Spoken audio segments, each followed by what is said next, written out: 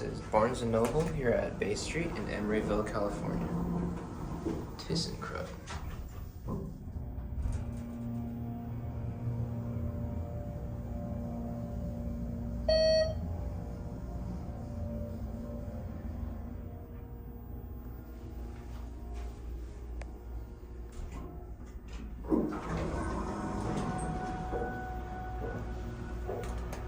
It's just a basic Signa4.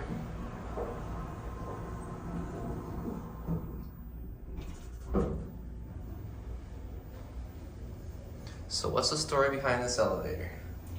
So this one was put in about 2018, 2017. There used to be a bizarre 300A that stood here. Actually, it was in a little, it's kind of slightly to the right of this one. It had atoms and it was kind of weird.